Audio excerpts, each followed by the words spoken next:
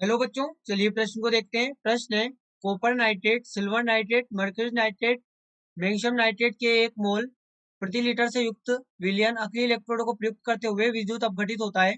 Volt में मानक electrode विभव, अपचयन विभव, यहाँ पर जो दिया गया है अपचयन विभव है के मान है सिल्वर के लिए 0.80, मरकरी के लिए +0.79, कॉपर के लिए +0.34 और मैग्नीशियम के लिए -2.37।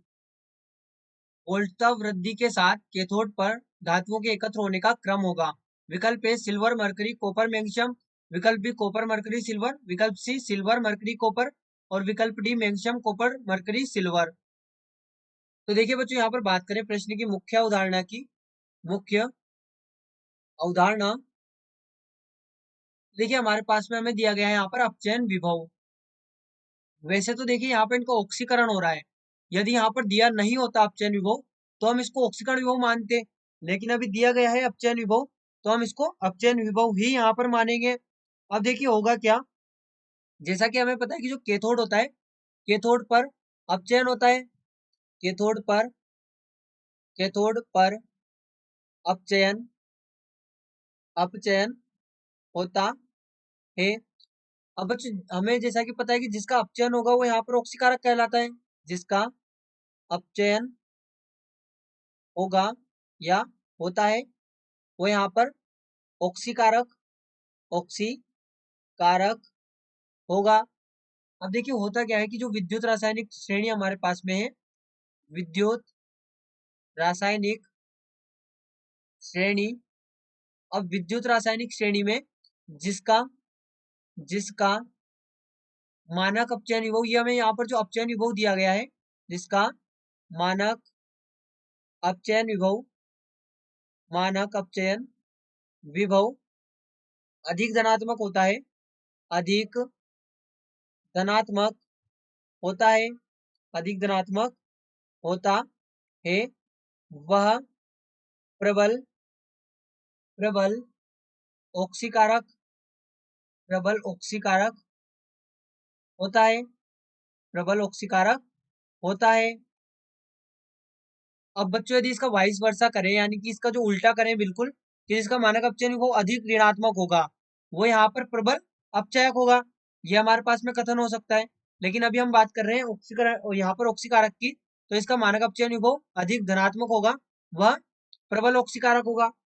अब बच्चों हमें जैसा ही कहा गया है कैथोड पर जमा होने का क्रम, तो कैथोड पर पहले कौन जमा होगा, जिसका यहाँ पर ऑक्सीकरण, यहाँ पर जिसका अपचयन अधिक हो रहा होगा।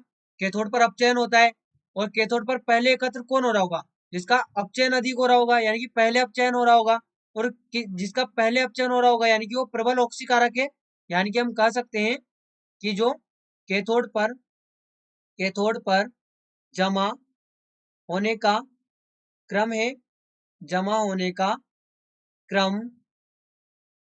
तो बच्चों अब यहाँ पर देखिए हमसे कहा गया है वोल्टता वृद्धि के साथ, वोल्टता वृद्धि के साथ, यानी कि हमें इस प्रकार से इसको लिखना है कि जिसका यहाँ पर जो कॉपर है, कॉपर की अब यहाँ पर देखिए तो 0.34 सबसे कम वोल्टता है।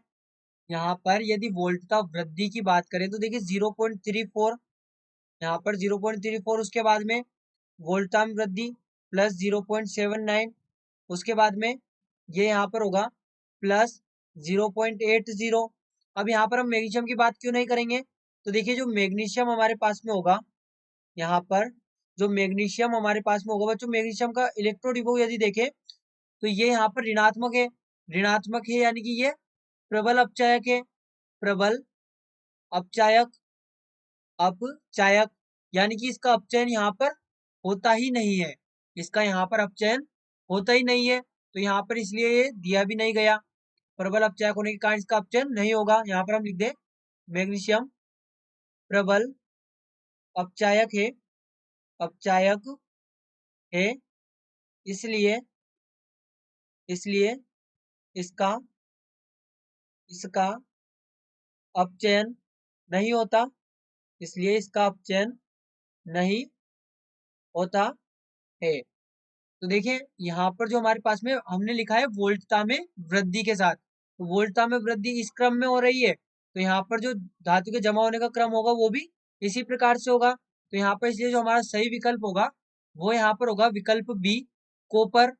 यानी कि जो सिल्वर है हमारे पास में वो सबसे अधिक यहाँ पर जमा होगा और सबसे कम यहाँ पर कैथोड पर कॉपर जमा होगा।